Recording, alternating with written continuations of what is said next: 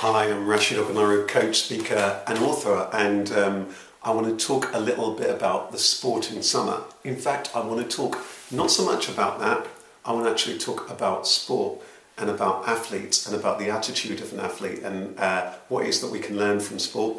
Right now, as I'm recording this, we're in the middle of the World Cup, football championships, the Wimbledon tennis championships are about to start, the Commonwealth Games are about to take place, there's cricket competitions and so on taking place, and as with many summers, actually that is the case where there's a lot of sport going on. And whether you like sport, whether it is that you loathe sport, whether it is you're sporting yourself, or whether it is you felt that you were never good at sport, there's so much that we can learn about all aspects of our life through sport, and there's a lot that we can apply by learning about what I call the attitude of an athlete. Because for me, whatever it is that you're wanting to do, whether it is that you're wanting to move ahead in your career, or whether it is you're wanting to grow your business, that there's going to be a number of aspects that are going to be key to you that apply and that you can derive from sport. First of all, it is studying your field. You know, what's the field that you're in? What's the environment that you're in personally in terms of professionally? That's one thing that an athlete would do. Mastering your craft. Are you really good at what it is that you're wanting to do? Are you good enough? Could you be putting more work and more effort in there? When I had moved from working in the field of PR and communications to becoming a coach, I needed to retrain, and I wanted to just not be a coach, I wanted to be a great coach. So I hired a great coach to be my coach because I wanted to really excel. So it's about mastering your craft, and then that's something that will take a lot of time, a lot of diligence, a lot of effort and so on in order to do, and a lot of perseverance. So there's that thing about absolutely mastering your craft. It's also about gathering the right team. Whatever it is that you're wanting to do, do you actually have a team around you? Do you have a team of people, friends and family who you feel are supportive to you? Sometimes that's the case that you need to bring new people in. Sometimes it even is the case that you've got to let some people who don't work for you to go. It's about gaining and winning supporters. Do people actually like you? Are people on side? How can you get people on side? Athletes rely a lot on support. Support's going to be important for you in your life, whatever it is that you're wanting to do. Do you actually have the support that you need and that you actually deserve? And are you deserving of the support that you actually have? So there's that as well.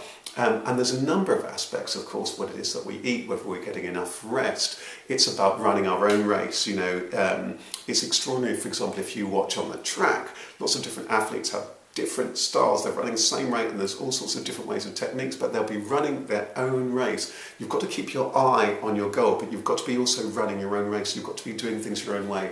Are you trusting your own heart? Are you doing things your own way? That's going to be incredibly important to you, whatever it is that you're wanting to do.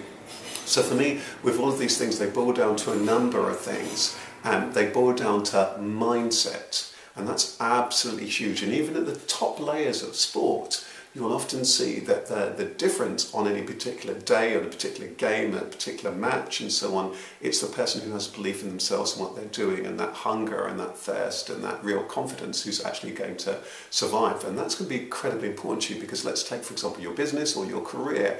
Let's imagine a number of you have got the same qualifications, talents, abilities and so on. You're going for the same job or whatever, or you're competing for the same piece of business.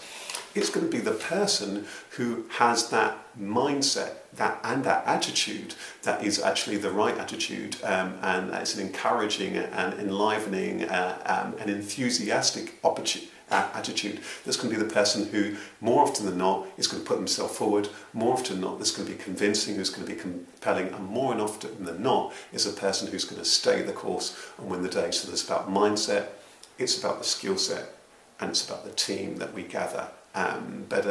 Hoping that you enjoy this sporting summer, and I hope that there's a lot that you can learn from that. There's more about this whole thing about the attitude of an athlete in my book, Soul Trader, if you're interested in it. But at the same time, there's so much of this stuff that you yourself know. So mindset, skill set, team and support, and studying your field. Take care, enjoy, all the best.